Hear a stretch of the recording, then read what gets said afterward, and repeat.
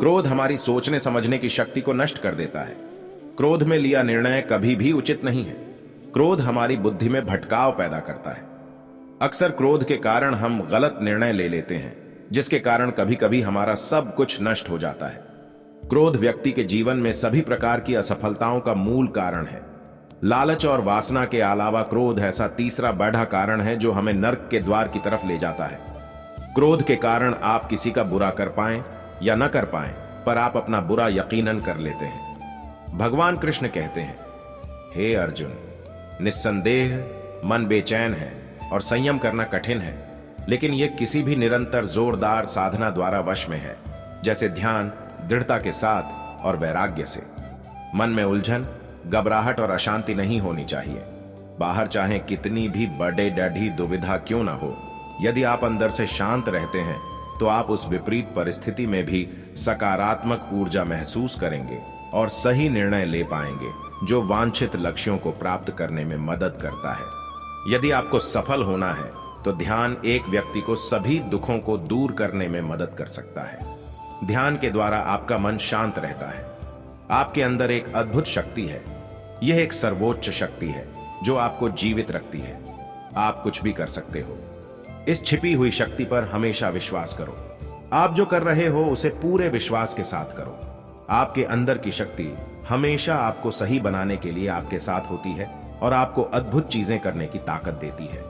कर्तव्यों से दूर भागना सफलता का रास्ता नहीं है, इसलिए हमेशा कर्तव्यों को पूरी लगन के साथ पूरा करें। कर्तव्य हमारा अपने लिए भी है, अपने माता पिता, परिवार, मित्र, शिक्षक, देश एवं समाज सभी के लिए होता है। इन सभी के लिए हमारी नैतिकता जो कुछ करने के लिए कहती है वही हमारा कर्तव्य है। बिना अपेक्षा के हमें जो करना चाहिए वही कर्तव्य की श्रेणी में आता है। भगवद गीता के अनुसार एक संदिग्ध व्यक्ति को इस दुनिया में शांति नहीं हो सकती है। संदेह करने वाला व्यक्ति दूसरों पर ही नहीं बल्कि खुद पर भी संदेह करता रहता है और अपने लक्ष्य को कभी भी हासिल नहीं कर पाता। आप जो भी कर रहे हैं उसे पूरे विश्वास के साथ करने से ही आप सफल हो सकते हैं। यदि आपको यह संदेह है कि आप सफल होंगे या नहीं, तो आप अपनी ही सफलता पर संदेह कर रहे हैं। जहां संदेह होता है वहां विश्वास नहीं होता। इसलिए कभी संदेह मत कीजिए, बल्कि अपने आप पर पूरा विश्वास रखकर आगे बढ़िए। डर से बचने का सिर्फ एक ही तरीका है कि उसका सामना किया जाए। यदि आपके अंदर कुछ खोने का डर रहेगा तो आप कुछ भी बढ़ा नहीं पा सकते। किसी भी समस्या का दृढ़ता से सामना करना चाहिए। यह अंदाजा लगाना मुश्किल नहीं है कि अगर कोई डर न हो तो जीवन कितना सुंदर होगा।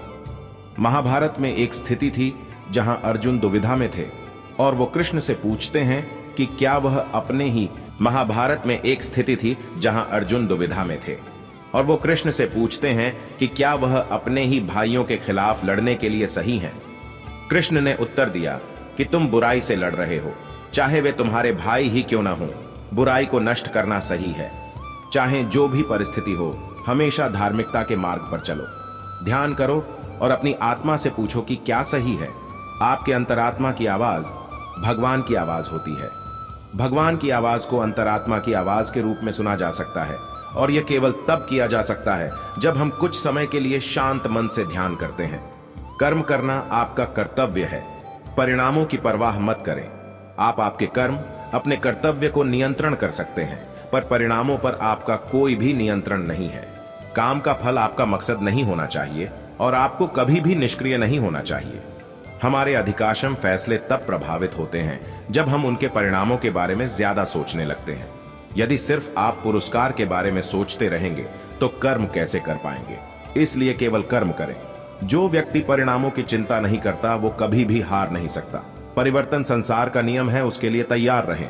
परिवर्तन ही जिंदगी का सार है, चाहे वह जिंदगी हो या कुछ और। परिवर्तन के लिए हमेशा तैयार रहना चाहिए। यदि आप इसके लिए तैयार नहीं होते तो आप कभी भी आगे नहीं बढ़ सकते।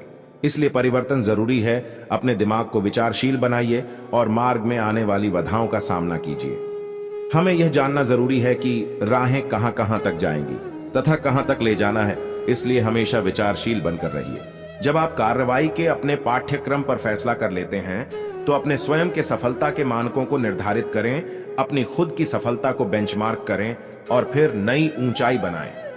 सबसे बड़ी उपलब्धि हासिल करने वालों ने खुद को अधिक से अधिक स्तर हासिल करने के लिए प्रेरित किया है। वे खुद से प्रतिस्पर्धा करते हैं और अपने जीवन के सभी क्षेत्रों में सीखना जारी रखते हैं। वे सफलता और विफलता के साथ मिलते हैं, लेकिन फिर भी बढ़ते रहते हैं, और उनकी यात्राएं हमें प्रेरित करती रहती हैं और हमारे जीवन को प्रकाश देती है।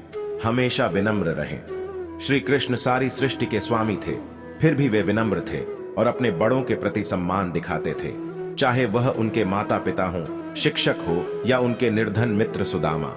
वह उन्हें खुश करने के लिए हमेशा उत्सुक रहते थे। इस वजह से लोग हर जगह उसकी मदद करने को तैयार थे। यदि आप सफल होना चाहते हैं तो आपको हमेशा विनम्र रहना होगा, सभी के प्रति सम्मान दिखाना होगा, क्योंकि विनम्रता सारे सद्गुणों की नींव है। कवि प्रेमचंद ने कहा है, जहां नम्रता से काम निकल जाए वहां उग्रता नहीं दिखानी चाहिए।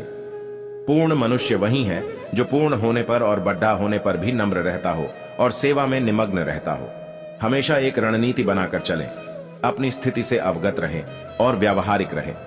कभी कभी आपको आउट ऑफ बॉक्स सोचना पड़ता है। श्री कृष्ण एक महान रणनीतिकार हैं। एक ओर प्रेम का पाठ पढ़ाकर कृष्ण हर किसी को समान दृष्टि से देखने की सीख देते हैं, वहीं दूसरी ओर अर्जुन को युद्ध के लिए प्रेरित कर यह भी सिखाते हैं कि सब्र सिर्फ एक हद तक ही ठीक होता है, और जब बात धर्म और मर्यादा की स्थापना की हो तो योनि और शस्त्र उठाने से घबराना नहीं चाहिए। एक उचित रणनीति आपको सफलता की ओर ले जाती है।